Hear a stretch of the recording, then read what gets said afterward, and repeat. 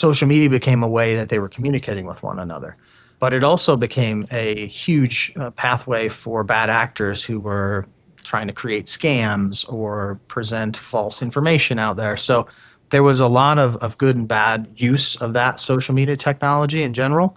And so we saw this rise, and you've seen it over the last couple of years, in people posting or communicating on social media. And it is a good way for us to get that information. This is the Digital Humanitarian, where we explore how technology is transforming crisis response. Hello, everyone, and welcome to today's episode of the Digital Humanitarian. Today, we're going to talk about hurricanes, and specifically, we're going to talk about Hurricane Helene. Was a Category 4 hurricane that hit the United States back in 2024. It went through 6 different states with over 250 casualties, unfortunately, and massive power outages and flooding situations. And we're going to talk about communication and how the use of different technologies really makes the response more effective and efficient. And for that, we have Patrick Riley with us. He comes from the state side. He is a longtime search and rescue volunteer and is the state liaison for the North Carolina Department of Public Safety. So thank you very much, Patrick, for being with us today. Yeah, thank you. I'm super excited. I am as well. So let's first start by setting the scene. We're talking about a massive Category 4 hurricane. We're talking about massive catastrophic flash floods, landslides, whole communities really affected. Maybe tell us, how are the first few days in the field? So, all this happened September 26th of 2024, but it really happened in the evening and into the early hours of Friday when people were really startled. So imagine you're at home, you live in Western North Carolina, it's 2 a.m. on Friday. The hurricane's made landfall south of you and it's coming north. You're in the mountains, so you don't really think much about a hurricane. There's always rain. There's mudslide threats. There's been a hurricane in the past, but all that's happened before. Now you wake up, there's no power. The creek is in your backyard now. Your phone is flickering from one bar, and then all of a sudden there's no bars. Wi-Fi's out, so now you don't have internet. You don't have cell signal. That is what Western North Carolina looked like after Helene. You get in your car to try and go figure out what's going out, and you can't go anywhere because either the water has completely covered the roads or trees are blocking the roadways, and now you're kind of stuck.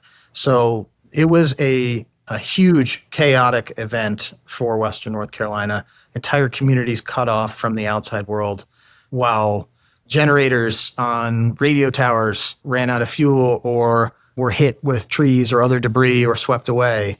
Fiber lines were cut from the sheer power of the water pushing out roadways. So it was a very chaotic and stressful time for folks that lived in Western North Carolina. And from a state perspective, nobody really knew what was happening because we couldn't get communications in or out to understand the sheer volume of what all this looked like. And I remember, when we were looking at Helene, it already went through Florida and it went through some states, and we saw the damage, but nobody expected really the level of intensity and the damage to be so hard in North Carolina. Yeah. And, when it struck overnight in the middle of the night, no one was really, I think, properly prepared because it was really also hard to be prepared for that. And that was a big part of the disaster, impact, the fact that people were not necessarily properly prepared, and also the crazy amounts of just rainfall. Rain was one of the biggest pieces of this, right? You think about the mountains are already a tough place to communicate. It makes logical sense that over time, flat or more suburban areas have better communication because you can put cell towers up, you can run power lines without a lot of worry, you can dig underground. But when you move to the mountains, now you've got rocky terrain, you've got hillsides, you've got a lot of rivers. You can't just put a cell tower in every valley or on every mountaintop to connect. So there's got to be other gaps in communication. And when this storm came through, most of those technologies were kind of rendered useless. So tell me about that. I mean, you're absolutely right. You have those kind of sporadic cell towers and whatnot, but they're definitely not effective in this kind of terrain during this massive event. So what do you do? I mean, you're in the field and you mentioned there's no communication, communities are cut off. Yeah, so generally speaking, the state runs what's called a Viper network, and it's their radio network. Every state has kind of a trunked or otherwise secure communications network that they use on towers. Those towers are all backed up with generators so that if the power goes out, they can run for a day, 2 days, 3 days, depending on your state. And in this case, what happened was most of those networks even failed because the trees, the wind, the water all swept away the towers, broke the towers, or took out the generators. And so there was all these issues that our backup plan now couldn't solve for. And so on the state level, you've got a number of layers of communication. You start with your radios, and then when the radios go out, you move to other type of radios. So there's old technology that you can use where you can send a message through like a ham radio, if you will. You could use ham radios. There are, in some cases, some satellite communicators, but those were really kind of not widespread in every community, or at least every county, pre-Helene. So you had this major failure of communications simply because there just wasn't the infrastructure that was available, and nobody really expected to have to go invest in a lot of backup satellite communicators in advance of a hurricane in the mountains. Right, which is very unpredictable. Although in today's kind of climatic atmosphere and environment, it does become, those once in a century kind of events are more frequent. And I know you guys also started to use Starlink terminals, correct? Yeah. So how a disaster works is if something happens at a local level, the local community responds. So within all these little towns, the local fire department is usually the first responder to try and assess the scene, figure out what's happened in their community, who's where, who's accountable, who's accounted for, who's missing, what needs do we have, and then they ask their county if they need some assistance. So they roll up to the county emergency management team. Well, when Helene happened, those fire departments couldn't communicate to the county because the fire departments didn't have sophisticated backup communications. They were used to just being able to call on the radio or work with the PSAP, the 911 center, and that could all be communicated back to the counties. So when the state was talking to the counties and got some information going to them, the counties didn't even have a full breadth of what was happening in their communities. So what we ended up doing was working with partners. And most of the response and a lot of the mitigation efforts that happen within the country happen through private partnerships. And so one of the things that happened during Helene was we had this outpouring of support from our partners, not only your general telecom partners, AT&T, FirstNet, Verizon. They all tried to get out as quick as they could to put their mobile communication towers up. But you had new players coming from the White House who called us and said, hey, we've got SpaceX who wants to help donate Starlinks to the area. And then you had individuals at a lot of VOADs or NGOs that were also buying Starlinks and bringing them into the area. And that actually helped a tremendous amount because now we had technology that could communicate without really needing anything but a portable generator and a laptop or a cell phone or however you wanted to connect to it. And we could drop those in to these rural communities. And so you had the state highway patrol, you had the National Guard, and you had 120 private helicopters from individuals and businesses across the East Coast dropping off these devices in various communities so that they could start to communicate. That's incredible. I mean, it sounds like you are at a point where you're looking at the situation and, you have all these different stakeholders and you realize there's no way we can start coordinating without the communication, which is, granted. And then SpaceX comes in and starts donating the terminals and the networks, and then everyone can just start communicating. Absolutely. And at the same time, you have all of the fiber providers going out with construction crews and trying to very quickly lay fiber lines. And a lot of times they just laid the line on the road. So they would just roll a new cable out off of the back of a truck, not even worry about burying it because we're trying to get communications into communities. And you had companies like Rocky Talkie who are out of Colorado, and it's just a two-way radio. It's not a ham radio. It's not anything sophisticated. They've got 2-watt radios. They came in and donated a ton of radios to a lot of the individual schools in the region or some of the NGOs so that they could all communicate with each other. So there was a lot of private entities that help come together in that time of need, and the state helps kind of get them out there and deploy them where they're needed the most. And I know you guys also used, for coordination, you used a lot of social media, right? Yeah, something super interesting was good and bad, social media became a huge item of response or information during the hurricane. Because a lot of people could only connect at a public hub where there was a Starlink, maybe it was a church, or maybe it was their grocery store, or maybe it was a volunteer tent that was set up. Social media became a way that they were communicating with one another. But it also became a huge pathway for bad actors who were trying to create scams or present false information out there. So there was a lot of good and bad use of that social media technology in general. And so we saw this rise, and you've seen it over the last couple of years, in people posting or communicating on social media. And it is a good way for us to get that information, but it also duplicated a lot of efforts. And we ended up with a lot of extra supplies because this church group didn't communicate with that group, and both were trying to solve one person's post. And so there was a lot of extra resources used in some places looking for people who might or might have not been missing or may have already been found.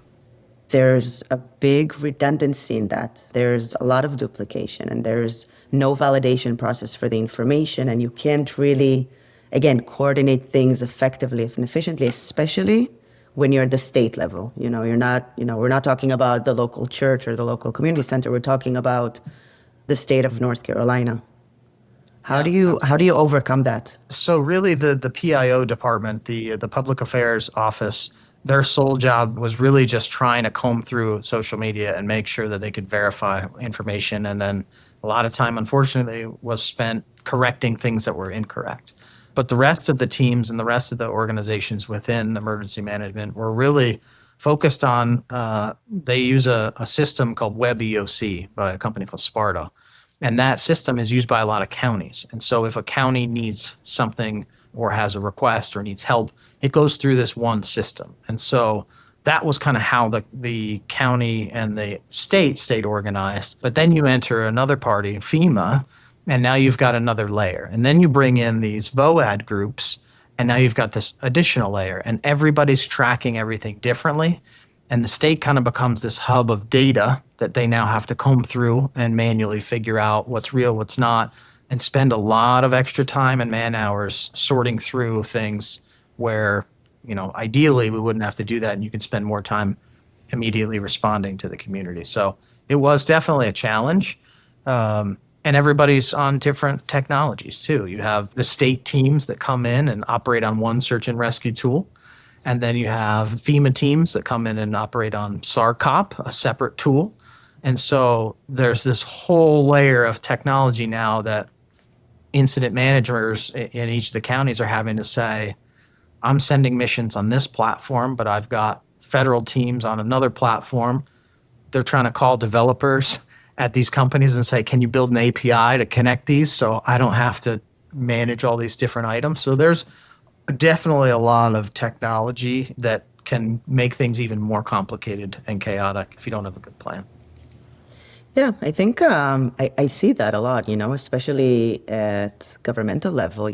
There's an overload almost of technology, especially with bodies like FEMA, which they are more rigid. There's no way to put it more nicely. And when you look at technology, I think for that to be effective, and I say it a lot with Monday, it just needs to be easy enough and flexible enough and adaptable enough. And nothing needs to be complicated. I've seen so many different disasters where we integrate different systems, but easily, click of a button integration, nothing too complex. Again, putting kind of federal systems aside and FEMA aside because they operate their own way. If you see this, you have now your experience from Helene in North Carolina, and you've seen what works, and you've seen that kind of creating workarounds and working with Starlinks and engaging communities and so forth, that works.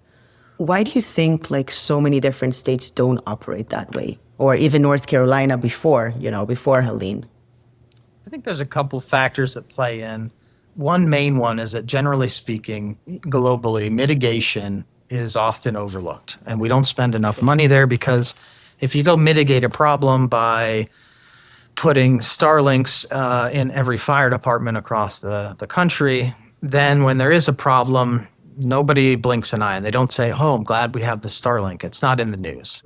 The social media posts and the news coverages are of the Swiftwater team going and getting somebody who drove into the river. And so it's more glamorous and it's more publicly positive if we share images of rescues and response. And so most of the money tends to get funneled in that direction. And that's really a kind of a political problem. And that's kind of the second point is I don't think you see a lot of states being able to do the things that the frontline responders want or need because you've got a shift in politics every couple of years and they've got their own agenda and then budgets change and the winds are really shifting based on what season it is, right? So we were fortunate, however, that in North Carolina, even though we didn't expect any more major impacts to Western North Carolina, we now know it's possible. And we now know that anytime there's a potential for rain, it's definitely something that needs to be taken very seriously at every town level. So from a technology standpoint, the state has already begun addressing the Starlink challenge. Hurricane Erin came through about a month ago off our coast, didn't do any damage, but the state already had pre-deployed to all the fire departments along the Outer Banks Starlinks. The state has assets now that are Starlink services. I even got to drive a bunch of them out that way just as backups. So we knew that this probably wasn't going to be a big impact. From a technology adoption standpoint, the state really took that seriously and said communications is first. Without that, we can't do anything. We thought we had a really good redundant system. We thought we had enough, and we might have, but the counties themselves couldn't work with their individual communities because they were separated by a mountain. And our regular technology just wasn't going to work there. So how do we now fix that? And that Starlink's device is now the front line of that backup. That's amazing to see. And I see it. And you're saying something really valid. It's political. Do we look at mitigation? Do we look at preparedness? Or do we just look at the immediate needs once, the natural event occurs? And that makes all the difference, the mitigation part versus just a response, and that really can make the difference between an event and a disaster. And I wonder, do other states now approach you, approach the State Department and ask you about, your mitigation strategies and your pre-positioning strategies and the use of communication and Starlinks and so forth? I think North Carolina has always been at the top of the list when it comes to partnerships. And so I think the partnership strategy really helped and is really paying off. Even with the communication problems in the first few days of Helene, those strong partnerships with SpaceX, with the grocers, with the medical suppliers, with the telecom providers, those partnerships really made a big impact in resolving the response issue quickly, and it could have been much worse. So I think the state continues to see other states come and ask about how do we build a better partnership program, and a lot of that is technology. So how do we partner better with SAR-TOPO? How do we partner better with the Yaari system, the Web EOC system? How do we partner better with Starlink or SpaceX? So yes, they do come and ask, and I think our state's been presenting in a lot of federal conferences and workshops in the past few months around these type of things. So yeah.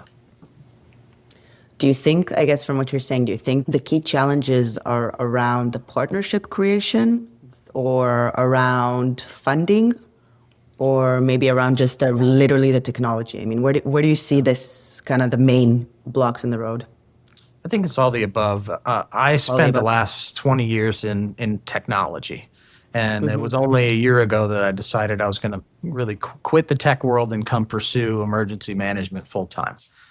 And the difference I saw was quite stark in terms of we've got a ton of great people who are underpaid, overworked, and need programs and tools that they can't get funding for. And so some of that's political. Some of that is just the nature of the budget. You're not given enough as a state or as a local entity to do your job correctly. and nobody wants higher taxes, and then everything costs more. So like, where's that line drawn? So I think that's primarily the issue is quite frankly not enough funding or emphasis put on mitigation and emergency management globally. Yet we continue to see bigger storms and bigger disasters, but everybody's just looking for, hey, I need you to help fix this problem quickly, not how do we prevent this problem next time. Yeah, and you're right. It is a global issue. It's not, it's easy to say political with the U.S. context, especially seeing what, how the last year looked like. But it's really a global matter. It's not just the U.S. So I guess, Patrick, from your experience, and you just mentioned 20 years in the sector, kind of both the humanitarian space and the technology vector of this. Where do you see this going? I mean, if we're looking at disaster response and humanitarian aid and emergency response, where do you see the role in technology in the future, especially when we're looking at communication and the AI space and so forth? I'm very hopeful and optimistic that the use of technology is going to become easier. You always look at government and you say government's a step or two behind, right? From a commercial or even any private entity, they're always a step behind because the money's not quite there yet. But I'm hopeful that the partnerships that have been built because the communities that have been impacted in recent events across the world, those will continue to grow and allow government and local agencies to get better technologies, to work better together. So I feel like we're definitely headed in a positive direction. I don't think the funding, unfortunately, is going to get any better anytime soon. So I still think there's going to be a gap in how do these communities procure technology. But the available uses of technology is incredible. Just look at overlaying AI onto a search and rescue mapping tool using historical search data from across the world, where I can type in, hey, a 16-year-old boy who's autistic went missing in this type of climate. And the tool quickly shows me and puts grids in and says, send search team 1, 2, 3 here, a drone here, and the kid's most likely location is going to be in one of these 3 spots. That is fascinating. And I think that is going to be a cool use of technology going forward from a response standpoint.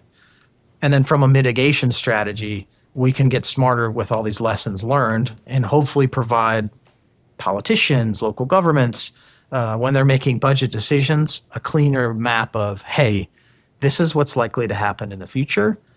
With these pieces of technology, we have a 60% lesser chance of having this risk, which means nobody loses their lives and we save $4 billion.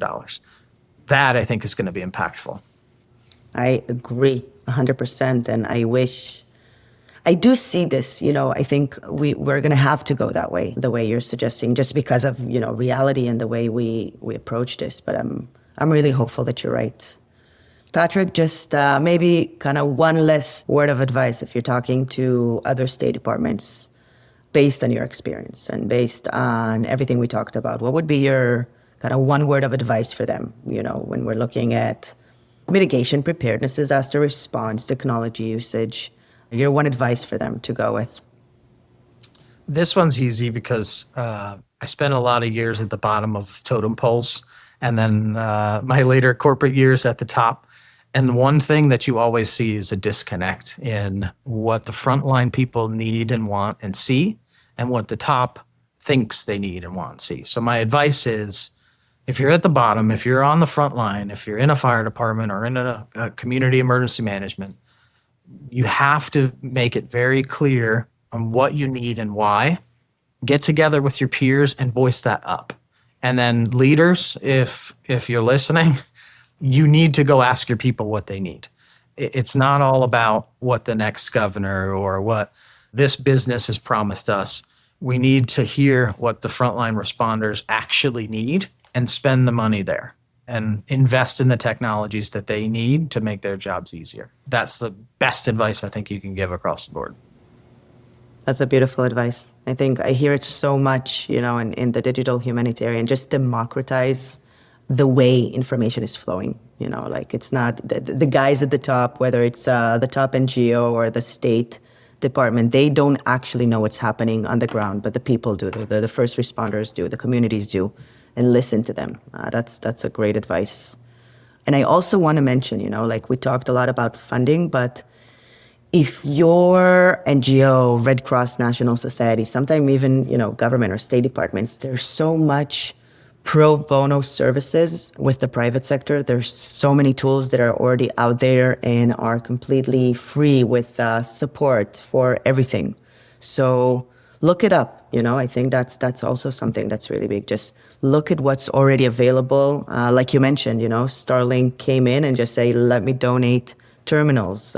So many different tech companies like Monday, like OpenAI, like Facebook, like Google, they have all these technologies that they just donate before a disaster and in a disaster. So just search it up. It's out there. Patrick, it's been really, really great to have you. It's been a really fascinating conversation. Thank you so much for all your insights and all your knowledge and all your experience that you bring to this. I hope all the different states, at least across the US, will listen to this episode and get valuable insights from it. Yeah, absolutely. Thanks for having me. Thanks for listening to my opinions, mine alone, but I appreciated the time. And yes, hopefully everybody out there can take away a little bit of knowledge to make their response a little better. 100%. Thank you very much, Patrick. Thank you. Have a great day. Disasters are often unpredictable, but response efforts don't have to be. If you're a part of an aid organization, having the right digital tools can mean the difference between chaos and coordinated action. If you need practical tools for your organization's disaster management, visit mondayert.org. And if you enjoyed this, please share it with one colleague or friend who'd find it useful.